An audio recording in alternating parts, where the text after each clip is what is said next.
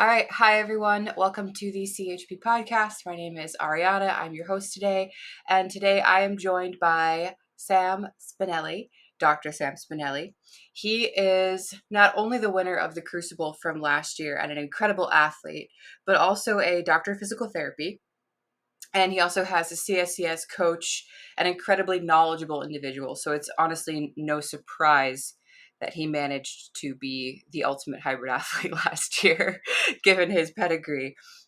So, Sam, can you just tell me a little bit about how you ended up in this space? Kind of like, how you're being a doctor of physical therapy and also, I'm assuming, also coaching and just being involved in this world led you to wanting to run over 30 miles and deadlift 600 pounds in the same month. Welcome. Yeah, absolutely. Thanks for having me on.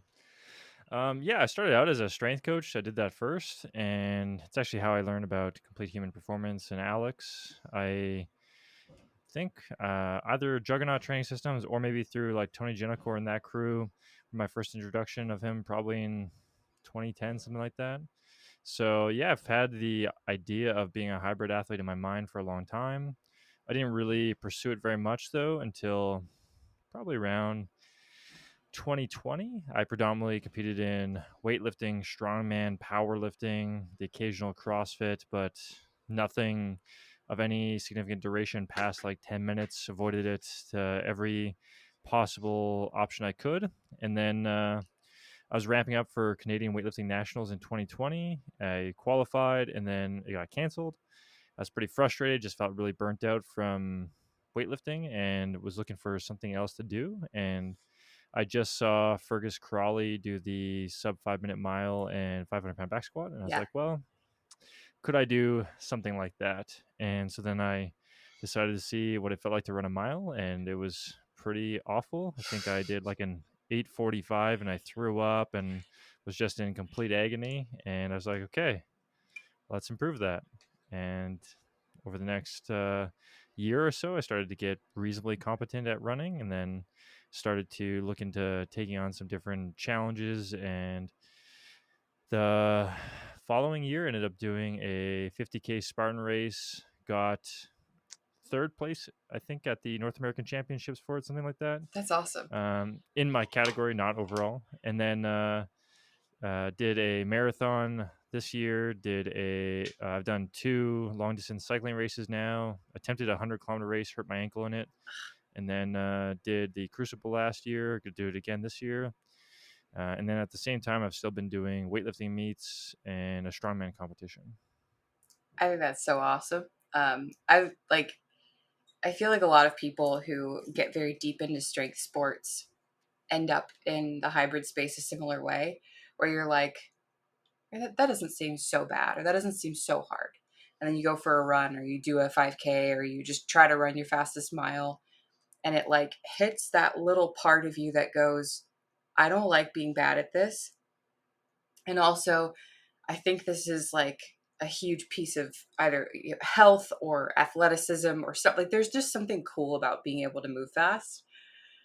And I think it speaks to the athlete in all of us where we're like, okay, I really like being strong, but I really like being fast too. And I think that's where that, like, I want to do both gets us. No, that's awesome. So I, Alex actually brought up, he was going to try and hop on today, but he had to do something else. But actually, he brought you up. He said that he's been following you for quite some time. So Alex says hello. And he loves your work, but also just wanted to congratulate you again on last year.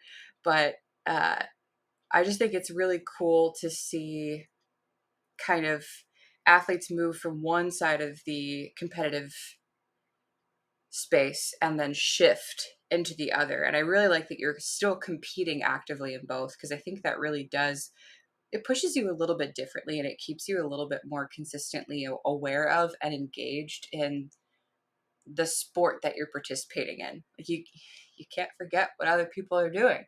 Do you find that competing in, like, obviously the Crucible was like 4 really different events, but do you find that competing in strength sports for as long as you did, that you had to shift your mindset to do endurance, or that you encountered any difficulty with, let's say, just a long, easy run? Like anything like that, or did you find that both felt relatively natural to you? Oh no, I'd say endurance sports in no way felt natural. They were in every way extremely unfamiliar and very uncomfortable. Like, lifting, if you ask me what my favorite thing to do is, I want to max out my snatch, max out my deadlift, to just do a rep and then go sit down. Not that I think that doing multiple reps is cardio. I'm not that lifter, but I just don't enjoy it. I'd rather just go heavy. There's a joke around my gym that I don't ever do accessory work, and I do it, but it's definitely something I'm more likely to skip. I just love going heavy. Hmm. So then, yeah, taking that approach into the endurance work is basically what I did at first, and it just didn't really pan out very well. The first time I was supposed to go for a 5K run, it just was, I went out real hot and then ended up walking after a kilometer. And it took a long time, probably a good like 3 to 6 months before I even got into a different mindset of having to go slower. And I think, at the end of the day, like, I still showed up and did it. So that ended up working out. But I probably would have had a little bit faster expedition of my success if I had been able to adjust that mindset sooner. And still now, like, every time I go and do certain sessions, I have to very much be conscious of my bias towards wanting to go really hard. Like, I've been pushing towards a faster mile recently, and I go do 800-meter repeats, and my instinct is to just go all out, go as hard as I can, try to hit a PR. And in reality, I should not do that, because then I'll just do one rep. Instead, try to maintain my pacing, manage my fatigue level with it, and that way I can repeat performance. So a little bit different, because I think a lot of success in lifting can still come from relatively minor volume and having a pretty high intensity. Hmm. Whereas I don't think the same can be done with endurance. You really need to have sufficient volume. And that's where I think, like, they do split up at least reasonably. And a lot of lifters seem to struggle with that when it comes to endurance work. Yeah, I would definitely agree, and I think developing movement efficiency and movement proficiency in lifting, um, it's sneakier, it feels like, but it's also more straightforward. Like you do a squat one and you look at it and you're like, well, that was sucky. And then you do one squat and then it's like a little better and you can see your progression pretty clearly. But I find that in endurance sports, getting that time on your feet and that repetition and that efficiency developed, especially like you were saying, like 800-meter repeats, what you're trying to do with those intervals is spend as much time as possible at that threshold or near threshold pace and accumulate time there in a way that you wouldn't be able to if you did it straight through, or just what you're doing is you're developing the ability to maintain that speed and that gait efficiency, and that you need time there in a way that I think it's just it's a little bit more straightforward in lifting, personally, I think. And there's a lot of ways that you can mimic the movement, where you could be like doing front squats one day, goblet squats the next day. You could do Hatfield. You could do a million things to help you work on your squat patterning. But for running, you kind of just have to run. So it's also harder, I think, to realize and recognize that you truly do just have to spend a lot of time becoming a better runner. Yeah, absolutely. And like, it takes that point too. Like, it takes a lot more Yeah. time. Like, there's only, I've worked with some pretty high level weightlifters, and the highest volume you hear about usually is maybe 10 hours a week of lifting. Whereas in the endurance world, like, 10 hours a week isn't considered that much. Like, there's an Ironman athlete that lives not far from me, and he regularly trains 20 plus hours a week. And he's not even a professional. That's just like a casual Ironman Hmm. competitor. Age group. So it's Yeah. just, yeah.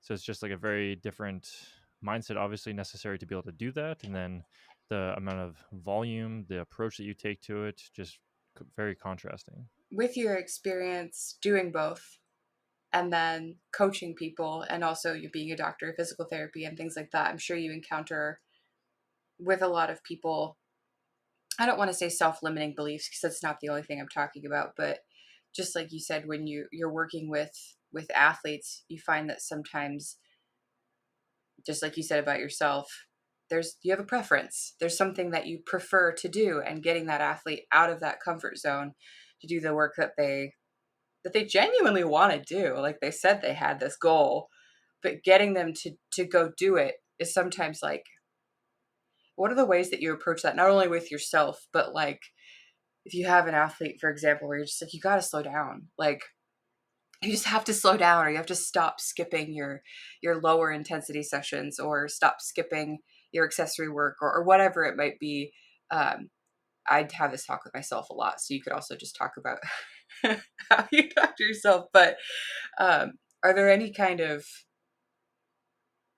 like, if you were talking to the audience right now, just how would you explain to them the value of pulling themselves out of that developed and learned comfort zone and being like, okay, you gotta you got to really shift your gears here, because this work is going to be good for you, but you're going to hate every second of it unless you make this shift. It's kind of like, I don't know if that's helpful.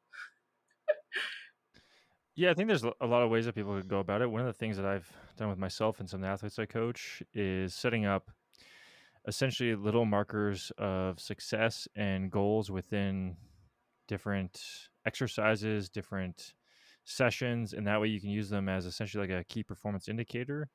And instead of it looking like, okay, this is your overarching performance goal, instead it's like, okay, these are the areas that you struggle with. This is something that we want to focus on. Let's set it up in a way that we can monitor, number one, if you are doing it, two, if you're making improvements with it.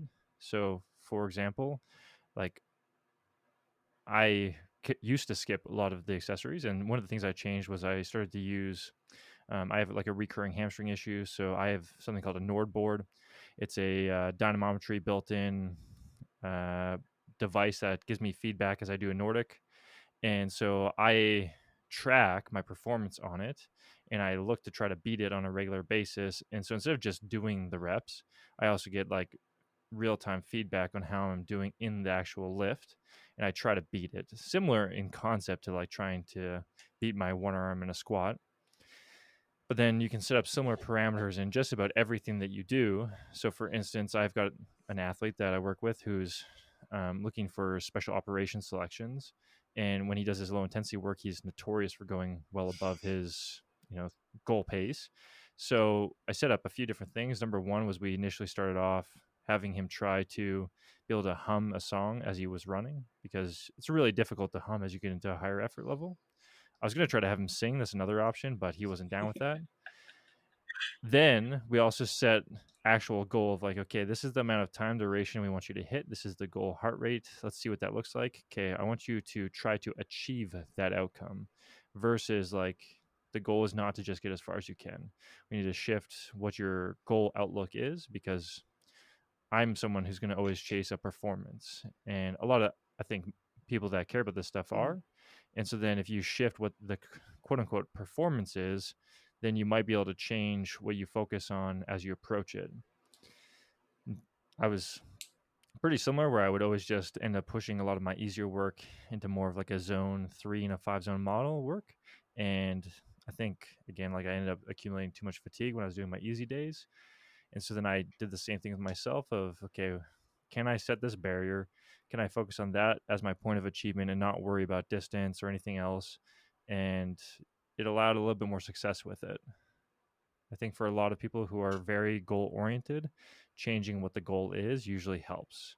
And you can apply the same sort of logic. One of my athletes is a basketball player, and we focus on trying to have consistency in these different hop tests. And so for him, that's what he really focuses on. And so then we just have different markers of what that performance is. That's brilliant. That's brilliant, because you're also getting specific with your athlete, and then you're rewarding them for achieving the parameters that are actually important. Or even if you're kind of making things up, you're making it more engaging for that athlete, and you're speaking their language to them in a way that keeps them more engaged with the work. Um, Something that I tell my athletes all the time is that now that I'm doing my own training, I trick myself all the time.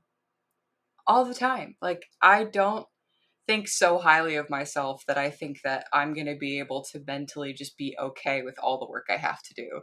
Like, I'm constantly writing things in where I'm literally tricking myself into doing stuff, or like I joke all the time that the only reason I run is like I run up mountains because I want to get to the top. I have like this like it just urge where I'm like I got to get to the top. I got to get to the top. I got to get to the thing that's at the top. And then once I'm at the top, I have to get back to my car or I die. So it's like I I don't do road races. I don't for that reason because if you put me on a road and that road stretches, if I don't have a clear goal, I want to go home. I want to go home the whole time. So like I'm not a pace person. I'm not motivated by pace, but I am motivated by achieving a route faster than before or more efficiently than before or at a lower heart rate than before so I can push myself to develop different parts of running fitness using the format of trail, um, while still acknowledging the fact that like if someone tells me to just run on a treadmill 30 minutes, I might actually grind my teeth off. So like, I trick myself constantly. And I tell all my athletes all the time, I'm like, tell me what you enjoy. Tell me what lights you up. Because I'll trick you into feeling the same way about the work that you don't want to do or try to. Um, or at least find something that connects you to that work. So I think that's brilliant. And again, I'm sure you're working with a lot of different athletes in a lot of different sports where their performance parameters for each sport are very much dictated by skill. Like you said, your basketball guy, it's hop tests, it's jumping. That's very different than someone who's just training for a 24-hour max loop test on a track or someone who's training to do a powerlifting meet. So I don't know. I think that's brilliant. Are there any things that you kind of like going into the Crucible last year had to like I know for me the easy answer is kettlebell, but like is there anything where you were like, all right, I gotta practice this, but part of me really wants to wing it? Like were there any events like that? Yeah, well, the definitely clear one is the kettlebell Yeah. long cycle, which I went into it, and I'm sure it's very similar for yourself, where I was like, okay, I'm pretty strong, I'm reasonably fit. This won't be that hard. Like, I've jerked 170 kilos, so like 385 pounds. In my mind, like a 32 kilo kettlebell is not going to be that hard to lift. But I'll tell you what, it got Yeah. really hard. I did not do it before the first time I attempted it. I ended up doing it twice because the first time I did it, I got, I don't know, like 45 reps, and I was just so fucking mad. And I was like, how could I be this bad at it?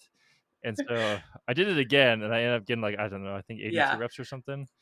And that's considerably better, but it was so much harder than I had anticipated. Yeah, And it's like yeah, I think most people are pretty shocked by it. It's just like a really mhm. unfamiliar thing. I find that the stabilizing under fatigue when you don't have the movement kind of memorized. Like if you look at Ross, as 200 Oh, plus reps. But he's a kettlebell athlete, and I train another woman, Lorraine. She didn't do the Crucible last year because of back injury, but the year before that, she did over 200 reps at the pro weight, and she's also a kettlebell competitive athlete.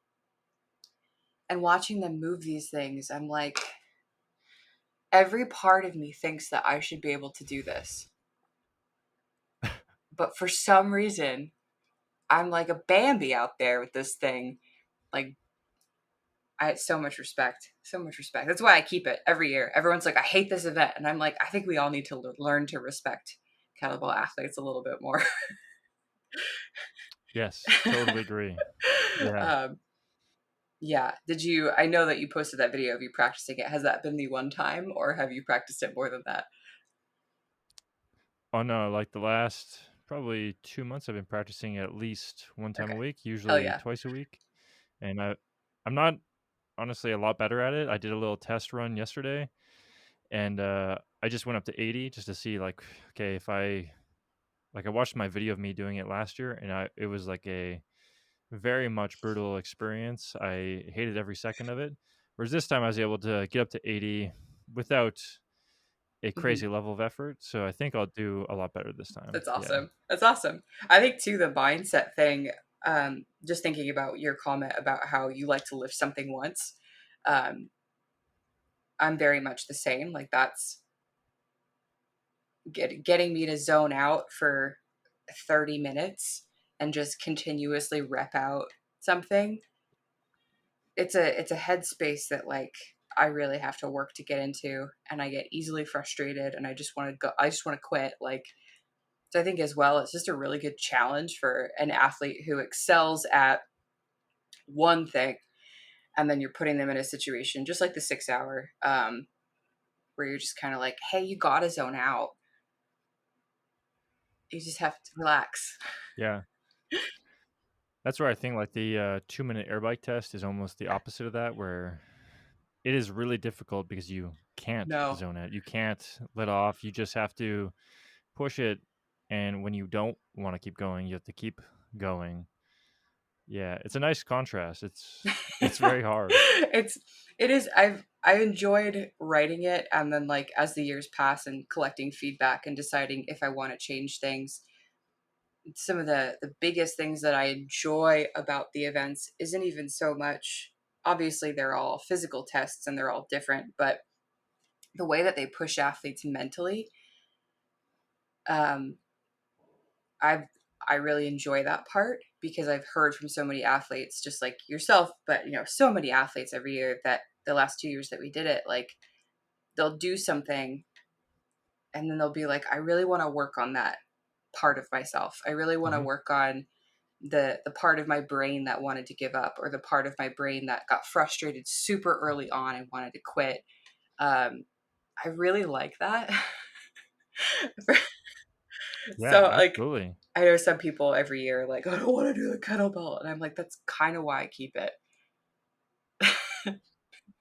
Yeah, no, I thought it was a great thing. Like the kettlebell and actually the Cindy Mhm. that was in last year. They both made me really realize that I am pretty slack in my upper body training. I felt like I was, really able to do well on most of the lower body based things, and I had like a solid reflection on my training log from the last few months prior to the last Crucible after it happened. And I was like, wow, I do really sandbag my upper body training. I don't push it nearly as hard. Like I really like to squat and deadlift, and I don't care that much about bench press, nor do I do as many of the accessories. So yeah, like the last year, I've committed way more to upper body training because of the Well, Crucible. that's awesome. I love to hear it.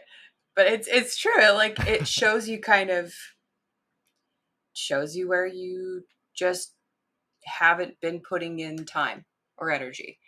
Hmm. And the other thing I always tell people is like you also don't have to care. Like you don't have to change anything if that is not important to you. But I think knowing and being able to make the choice is something that every athlete should give themselves, especially if their goal is well-rounded performance. But like in your case, you're clearly a specialist. You're clearly like really friggin' good at cleans, you know, squats, deadlifts, things like that. And even just realizing the way that all of us, lean preferentially toward things that we're better at. And we just kind of avoid the stuff that we don't like. Yeah, definitely. Yeah. And that can be really hard for a lot of the athletes, especially, you're talking about like people that want to be well rounded. It's like when you have the goal of being well rounded, but you have these distinct areas that you suck at, there are probably also things that you don't Mm-hmm. like to do. So then inherently you have to train and do things that you don't like to do, which can be very Yeah. hard. When you encounter those, I like to call them the broccoli. Um, but when you encounter just facets of training where will add to your end goal, and you've created those mini goals for yourself, is there how do you approach choosing how to develop them? Because I find that sometimes we can almost get a little bit too narrow minded where we're like, okay, I need to develop my upper body strength, so I'm going to do it via traditional pressing, all the things that I really don't like to do, when we could be approaching it even more like a primarily bodybuilder split using chest press machines and then occasionally doing explosive pressing with a landmine, or like how how often would you encourage athletes to kind of get creative first? Because I find, at least personally for me, sometimes if I really hate something, I'll do something that's fun or that's challenging, that requires that parameter of fitness, and then kind of ease my way into liking the whole process. Again, I trick myself all the time.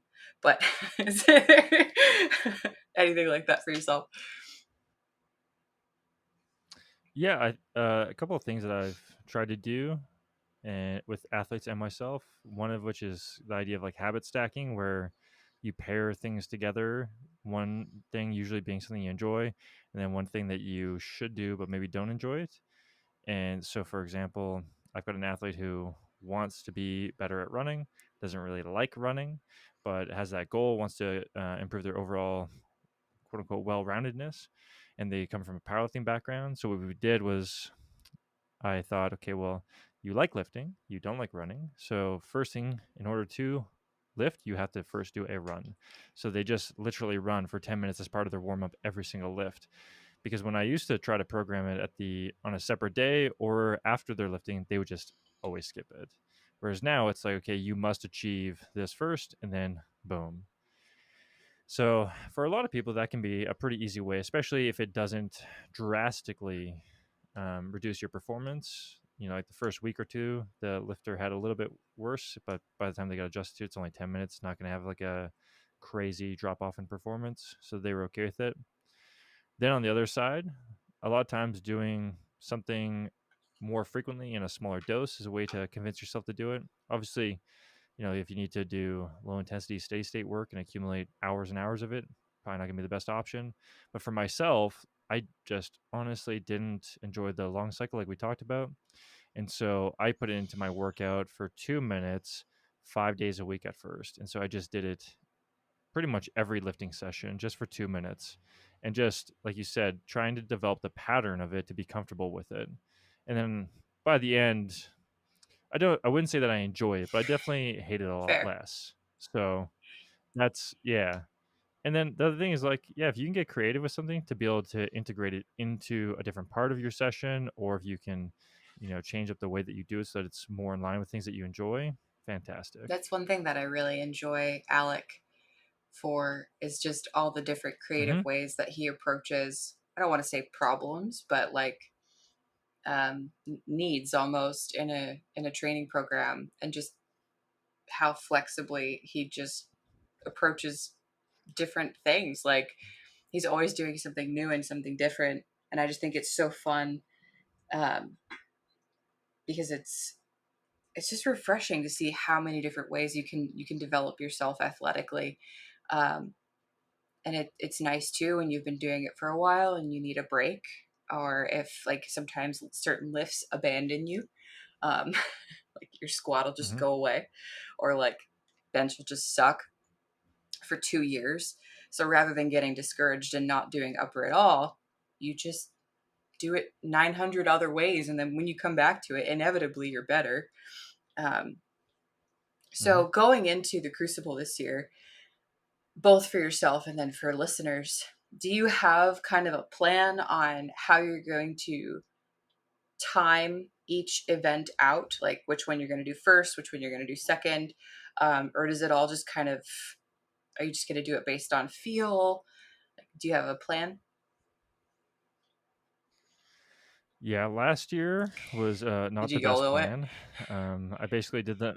I did them all at the very end because I attempted a 100-kilometer Got race it. in the middle of September, and I hurt my ankle, and then I couldn't run and couldn't really lift very heavy because of that. So then I pushed it all off until the last week, and then I ended up doing Cindy twice because I didn't really love my depth of squats, and so then I decided to repeat it because I was pissed off with it, and then again repeated the kettlebell long cycle again. So it was a very Yeah. rough week of training.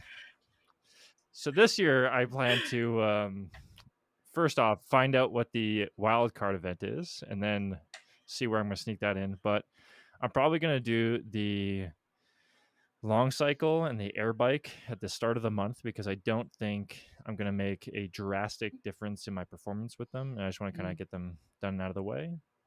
And then I have to travel. I'm speaking at a conference in the middle of October. So I'll be traveling for a few days and probably not going to have great um, ability to train. So I'll push off my super total until I get back, and I'll try to space it out so I don't do it all in one day, because I did that last year, Yeah. and it was okay, but I know I could do better if I don't Hmm. do the 5 heavy lifts at once. So, and then I'm gonna leave my 6 hour run until the last day Yeah. possible. Yeah, we'll see how it goes. Last year I did it on a Insane. treadmill, You're which insane. yeah, it's just a little bit hard. Like I live Yeah.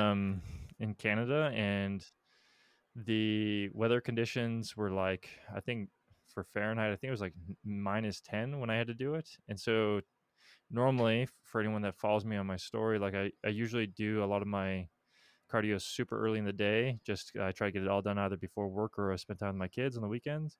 So I did the same thing last year, where I think I did on like October 30th, and I got up at like 3:30 in the morning to go do it. And it's cold as hell, and I'm not going to go spend 6 hours in the Fair. darkness and the cold. So, um, yeah, so I might do the same thing this year. We'll see. Um, Otherwise, I did find a 10-kilometer loop from my gym. So I might make that my station and Hmm. then go and do a loop, come back, hydrate, snack, and then go again. But we'll see. And then, yeah, I guess the one is the wild card. Gotta wait Yeah. and find I, out what I that is have in a to couple days. fully choose. I have two options, and I'm like, I don't know. Okay. I can't say anything, but I gotta pick. I gotta pick. Um, no, the first year that we did the Crucible, I had done the Spartan Games that month, and I Mm, had really wanted to do the Crucible, and I had been training for a powerlifting meet. Um, but when I did the Spartan Games, because my I was just not used to doing 2 to 3 workouts a day for 4 days straight. Just physically was not. I ended up getting minor rhabdo, and that was like hmm October 20th is when I came home, and I still really wanted to mm, do the Crucible or like participate. So like I remember Alex was really mad at me. He was like, "You're being so stubborn. You're gonna die." But I was like, "I'll give it a week. I'll give it a week." But the rhabdo I had, I think it was from like too many strict push-ups and pull-ups like on the first day. I couldn't bend my mm. arms anymore. So um, the the lifting part was awkward. But I was like, my legs work. This isn't too bad. So I set myself up with a 1.65 mile loop with my truck as the aid station because I was like, worst case, I can drag my carcass Nice. half a mile to my truck and then go home. Um, and it was the most miserable thing I've ever done in my life. I think I got 25 miles. Uh, I Wow. don't know. It was the slowest, um, just crawl. I think I limp walked most of it. It was so bad. And like looking back on it, I would never allow anyone to do that ever.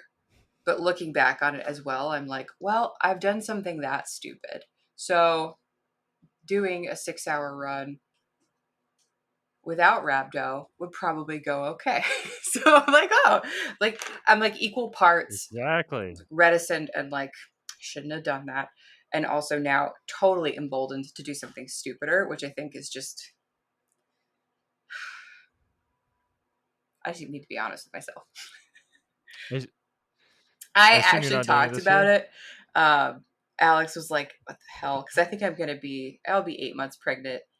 Um, but I mean, I could still see like it's really just the 6 hour. Like it's really that, and then also Yeah. the fact that lifting is not easy. But with benching, my belly has now raised the impact point where the bench touches. So I now have a ROM that's Nice. like 2 inches shorter. So even if I'm weak as piss, Yeah. I can still hit somewhat decent weight because I'm not going as deep. So it's just, it's a cheat code or something. Hmm. Um, I don't know. We'll Yeah. see. You'll see if I am stupid enough. I think it'd be awesome if you did it. But you just It's not going to be at the maxing end of the out. day, like, exactly, yeah. Like my wife squatted 225 pounds for 3 reps the That's day before she badass. gave I birth to her love first that. kid. So yeah, like you'll probably be fine. I've heard it from a lot of people. I used to run like a Yeah, large pregnancy training group, and like lots of the women were lifting up until usually like around that's the week awesome. that they I gave I birth. really want to be So one of those women, and so far there's no reason why I couldn't be. Um, for me, it just keeps me sane. But yeah, the only one I'm actually concerned about is snatch. I just don't know how to get it around my belly. yeah, yeah, that is one a lot have difficulty with. But again, like and you've talked about this lots, you could get a just a Just 35 muscle pound snatch bar and it. call it a day. Because we allow power, Yeah, so boom, then move on to the other ones. you're Yeah. convincing me. I was already pretty much convinced, um, but yeah, I don't know. I just think it's fun. I think it's fun, and it's like a really good way to track, at least for me, yearly progress. Um, Not even so much that you need to get better every year or get better in every parameter every year, but just knowing that you're either maintaining your fitness, or if you've decided to work on, let's say, power, and your clean and jerk gets better and your wingate gets better, your endurance work does not have to get better. Your kettlebell doesn't have to get better. But if they don't get worse, that means you're balancing your training really, really well. So it's such a good way of measuring either maintenance, or if you are trying to improve one parameter, like you're just trying to get further in your 6 hour, but your super total doesn't go down, that's a huge win. Like that's it. That's the thing right there. Um, I don't know. That's what I find fun about it. And like, I wish you guys could see me like when I'm looking at scores and like watching videos, like when I watched yours, and I was just like, what the hell? Like, how are these people real? Like, I need to go train right now. Like, dang it. Um, Going into 2024, do you have any things that you're training for, or any goals or any events that you're kind of not just for funsies but like actually really excited about? Okay. Yes, yeah, I've got a few things. So number one, Yay. I signed up for an Ironman. Um, yeah, Ironman Canada is held like a hour and a bit away from where I live, so I thought All might as well take right. the plunge and go for a full distance. I am an atrocious swimmer, and I've had a few Maybe don't do near-death that. drownings, so I have a lot of fear to conquer. But I've been swimming at least twice a Good. week for the last month or so, and making progress at it. And I'm just gonna keep chipping away at it, and hopefully in the new year Mhm. crank it up to at least 3 times a week. And then that's going to be in August, and then in July I'll be tentatively competing at Canadian Weightlifting Nationals Masters. So basically Yeah. like a month apart. So I think that'll be pretty cool. Really hoping to put up like a pretty respectable total, maybe win, and then go do the Ironman afterwards. And then there's a strongman competition that I want to compete at and try to use that to qualify for strongman nationals here in Canada, and then maybe go compete at that. We'll see. And those are the main ones from Yeah. a general actual competition standpoint. And then there's a few of the quote unquote like hybrid challenges that I've had on my list for a while that I've thought about doing. So I think I'll take a crack at the sub 5 minute mile, 500-pound back squat, see if I can check that off. The Yeah. squat isn't very difficult for me, but the sub 5 minute mile is pretty hard. Like I walk around 235 pounds, Hmm. so I'm a pretty big fella. So running that Yeah. fast feels very uncomfortable. But so I'll take a crack at that, and then I wanted to do a 600-pound deadlift, a sub 6 minute mile, and a 60-mile race. So a 6, Okay. 60, 600 all in the same day. So we'll see. I took a stab at it last year, and that's when I did the 100 kilometers because Hmm. 100 kilometers is 63 miles. but I didn't finish. So we'll see how that That's goes. fun. Maybe And in the again, like I spring. feel like you're so close to all of those numbers and or you're at those numbers already. That's just really a matter of like, is the weather right today? And did you wake up feeling good? Like that one at least. Like the 5 minute mile is gonna be tough. I think, like you Yeah, said, with your body weight, and it's just really hard to peak for a 5 minute mile. I think like going from a 6 to a 5 is like going from a 500 pound deadlift to a 600 pound deadlift. That's You're looking at potentially years like to get from one to the next. Um, but yeah, I feel like you could probably wake up with minimal prep and just be like, oh, today's a good day. I'm going to go do the 600. That's rad. That's really cool. yeah, I'm curious, like, to see other athletes of different body types and different body sizes take on these challenges as well. Because I think we've kind of seen this. Um, I don't want to say like it's almost like with CrossFit where there's been this like body type emerge where there's like a it's not an ideal body hmm type because we still do see outliers, but most of the winners tend to be women tend to be 5'5", 5'6", 135-ish pounds. Men tend to be 5'8", 5'9", and around 185, 200. Same thing with the hybrid challenges. There always tends to be like this body weight and size sort of average. Like most of the guys doing this stuff are right around 200 pounds. I would love to start seeing some bigger dudes.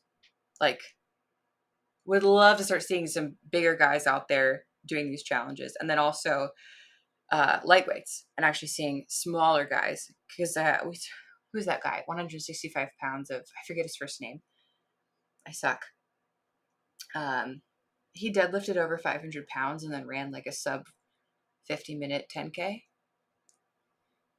But at 165 pounds. So that's like super I cool. outweigh him by like 30 pounds right now. Yeah, Like I think that's rad. Like I'm just so excited to see some diversity. Um, yeah. I like the challenges that are just like emerging mhm. more frequently, and they're all different in nature. Yeah, I think it'll be cool to see. Like so far, it's mostly been numbers that are Yeah. similar, like 500-pound deadlift and 50-minute 10K. But yeah, like I thought about trying to do like a 300-pound snatch and then a 40-minute 10K and a 50 something, which then it'd be like a 345, and just trying Yeah. to come up with a variety of different numbers. 'Cause, yeah, I think it's just standard for us to just stick with these I same think same it's parameters. fun too because inevitably we do self-select things that we can achieve. So it's again like I'm excited to see some of these challenges become more mainstream and start to see different bodies trying them and different athletes trying them from different backgrounds. Um, and I want to see the wild and crazy stuff that people come up with because I've always complained that being a woman is more difficult um, because it's like okay, 400-pound deadlift, 4 minute mile. Um, like 40-minute 10K, like that makes a little bit more sense. But like, or 400-pound deadlift, 5 minute mile, like how do you really do kind of have to start. I think that's what also made me realize how not arbitrary, but very self-selecty these things are and how easy it is for men to put these numbers together. hmm Because when you're a woman, you either have to be like an extreme outlier on both ends, extreme, um, or it just doesn't work, or you have to get real creative. So I'm still trying to come up with something that's like catchy hmm for girls. I don't really know. Also, that I want to do, and I think that's the key. I don't know if Yeah. When you were at your best, I. what was your 5K? I only did trail. So my fastest trail 5K was 22 minutes, but I was a lot lighter, and my deadlift was probably around 350. And then I hmm ended up getting a stress fracture because I ran a trail race on a stress fracture because I'm so smart. Okay. Do as I say, Yeah. not as I do. So then I just switched into bulking hmm while I waited for that to heal. And I got my deadlift up to 420.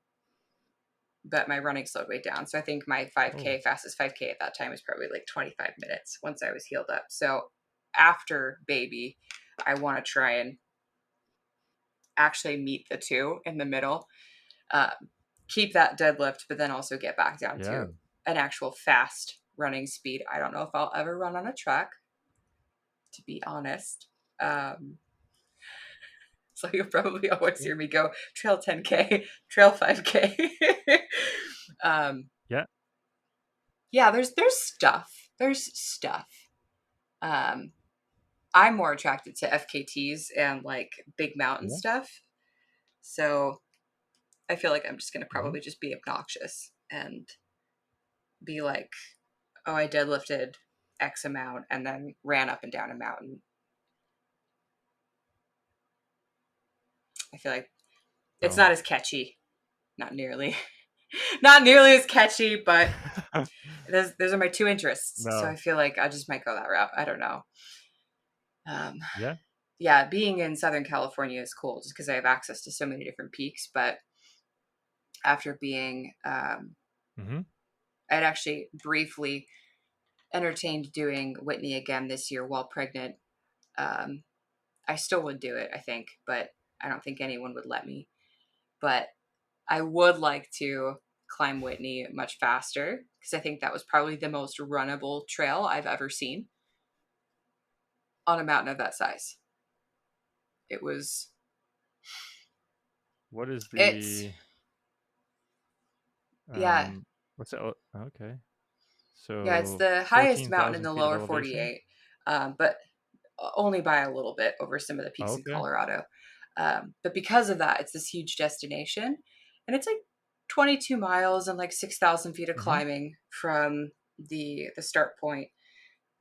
And it was because it's 11 miles up and 11 miles down. There are parts of it that are scrambly, but like the whole part through the woods and the switchbacks, I think it's like 99 switchbacks or something up the front, because it's so well traversed, the hiking trail was so enjoyable. Like I wanted to run down it so bad. Like it it's very possible. I mean, it's at 14,000 feet, so I don't know if I would be running at the top, but um, it was just so enjoyable. It was such an Yeah. enjoyable, well marked, beautiful hike where the whole time you were like, I could probably jog some of this, and that's stuck in my head. So that's probably what I would do.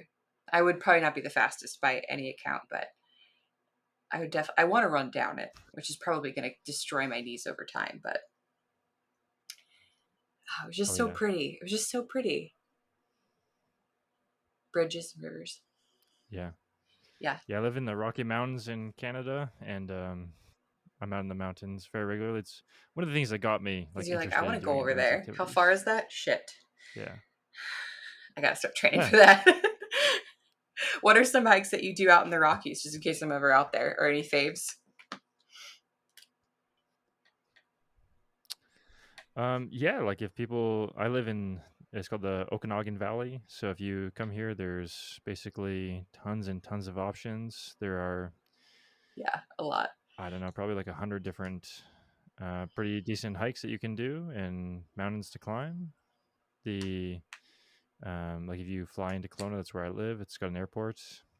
Big White is a ski hill and also a beautiful mountain to climb. It's be like 8,000 feet of elevation, so not quite as Still big high boy. as Whitney, but still pretty good option.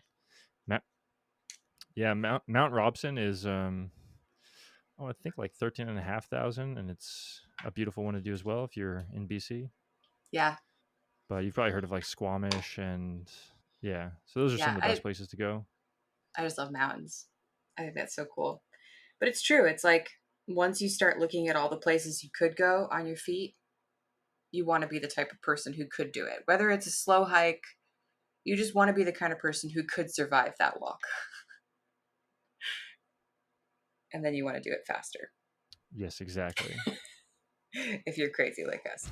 Um, so that's awesome. I'm excited for you for next year. If you need any help with anything, I know you probably have plenty of resources as well, but we're happy to help, especially swimming as a larger individual. I'm sure Alex would be happy to chat with you about it.